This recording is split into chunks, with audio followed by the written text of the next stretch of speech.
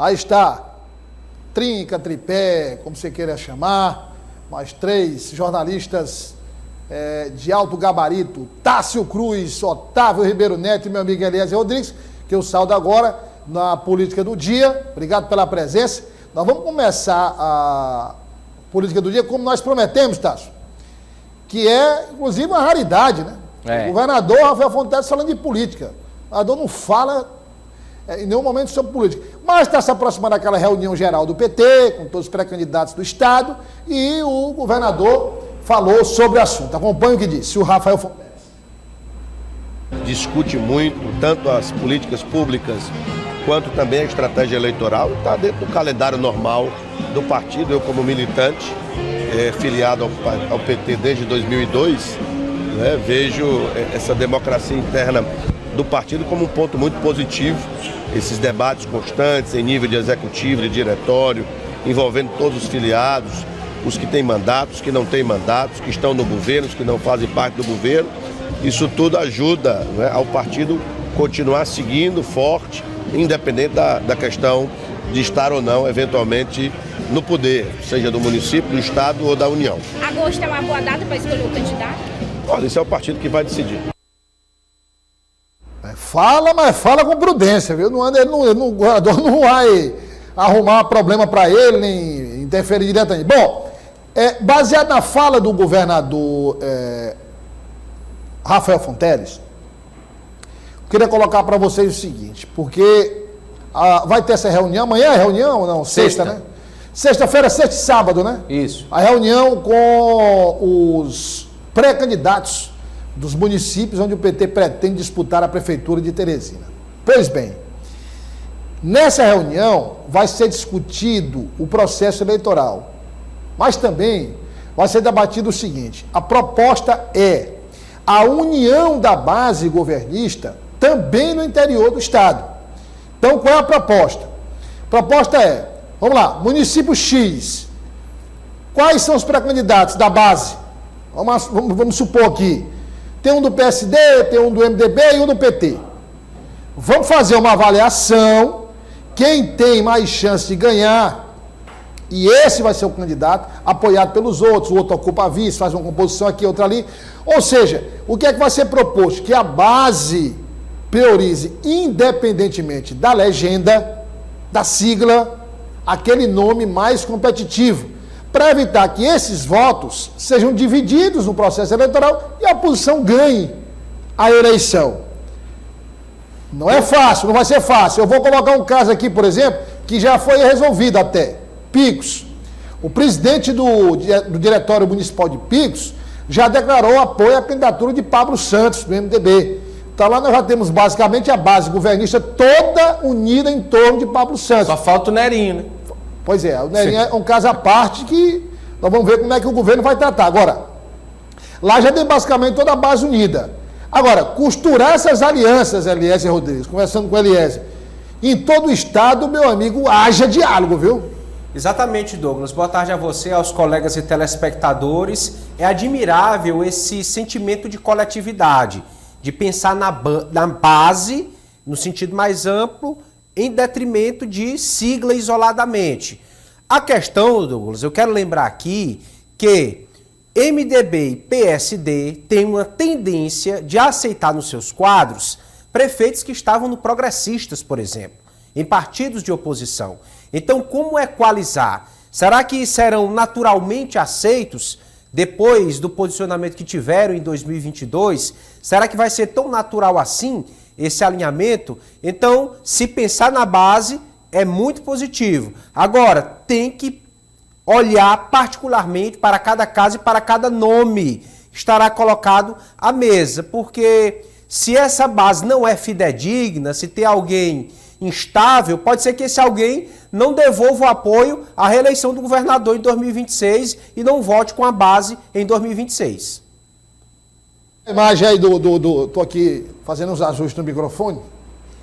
Então, olha só, eu quero saber do Otávio Ribeiro agora o seguinte, claro que Teresina é o maior colégio, vai ter segundo turno, é bem mais complicado. Mas considerando aí esse périplo aqui em Teresina, Rapaz, aí são 224 municípios. Se você começar a costurar aqui e ali, município por município, e aí sempre vai ter aquele, não, mas eu estou em segundo lugar nas pesquisas, mas eu tenho chance de crescer, posso crescer de uma hora, quer dizer, todo mundo, mesmo não tendo ali uma posição confortável, mas todo mundo quer concorrer. Né? E em última instância até eles alegam, ó, eu posso até não ter chance, mas a candidatura ajuda na chapa proporcional.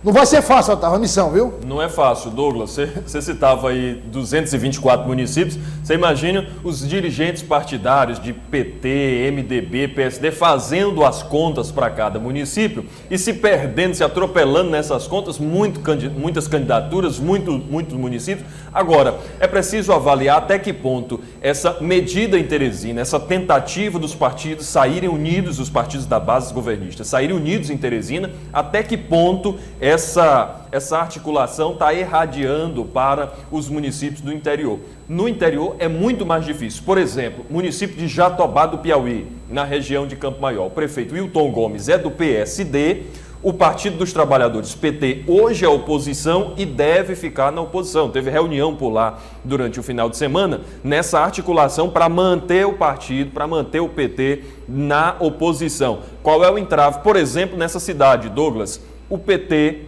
a direção estadual do PT, querendo trazer o partido para essa base do prefeito, que é do PSD, pode perder parte de seus filiados. Então, não é uma conta fácil de se fechar, é uma matemática difícil, apesar do governador Rafael Fonteles gostar de matemática, a ser um matemático, gostar de contas, ter tudo na ponta do lápis, mas para juntar a base em todos os municípios, podemos já antecipar que é impossível. Tássio Cruz. Pois não, Eliezer? Esse raciocínio do Otávio tem um exemplo de Pio IX. Sim. Lá em Pio IX, o prefeito que tem direito à reeleição, Silas Noronha, é do PSD. E o seu principal concorrente, que é sobrinho da ex-prefeita, é do PT, Fanuel Adalto.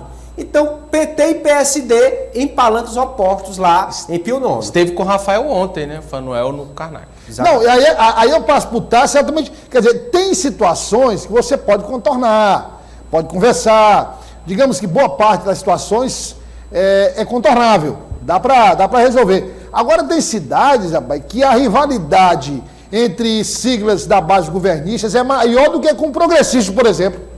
Na verdade, Douglas, trazendo a versão real dos fatos para o amigo de casa, o deputado que ele quer é que o seu prefeito ganhe a eleição para que ele chegue em 2026 e não tenha dificuldade na sua reeleição.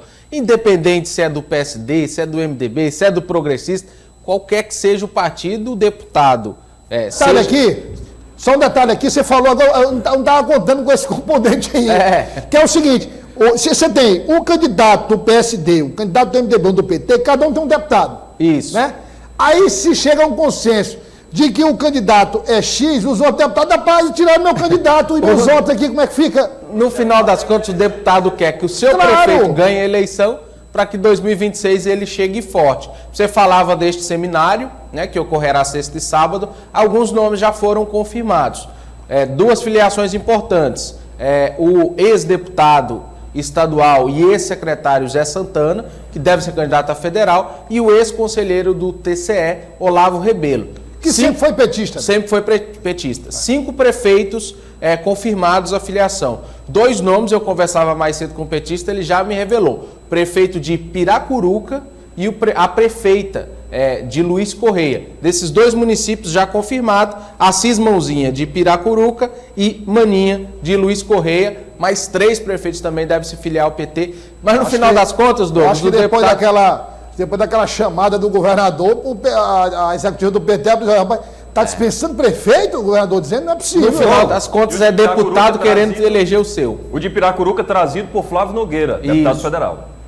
Douglas, tem outra questão. Vamos lá. Quem vai poder usar a imagem de Lula e Rafael? Isso então, vai dar confusão. Meu amigo, olha, essa estratégia, uma fonte que eu consultei me disse, nessa reunião que acontece na sexta e no sábado, isso já vai ser colocado ali, como diz o ditado, né? Vamos pegar no pulso dos participantes, nos pulsos, para ver a reação, para ver se tem um negócio, é difícil, não é fácil, né? Olha só, A vereadora Graça Amorim fala da postura que deve assumir, vereadora de Teresina, considerando que ela está compondo a base do prefeito Doutor Pessoa na Câmara Municipal de Teresina. O problema é que Graça Amorim é filiada ao Progressistas, partido de oposição a Doutor Pessoa. Acompanhe. Eu estou no Progressista, eu fiquei na primeira suplência do Progressista. Atualmente estou na Câmara Municipal de Teresina ocupando uma vaga do vereador Valdemir Vigílio, que foi convocado para ser secretário do município. A eleição e as filiações só vão ocorrer no próximo ano. Eu continuo no Progressista e, como disse, eu fui para o Progressista através de uma orientação do nosso saudoso Firmino e também a convite do senador Ciro Nogueira.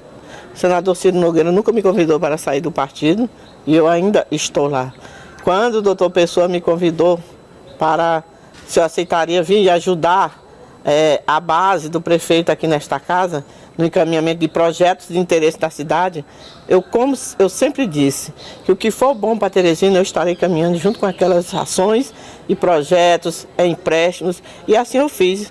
Eu tenho certeza que eu não estou negando nada daquilo que prometi ao prefeito de ajudar no andamento naquelas pautas importantes para a cidade. Aliás, Rodrigues, a impressão minha é porque assim, quando foi anunciado que a vereadora Graça Amorim ia assumir uma cadeira na Câmara Municipal, rapaz, foi um estardalhaço, porque ela foi líder na época de Almano Ferre, foi líder na época de Firmino Filho, um negócio meio que esfriou ali, é uma impressão minha, não?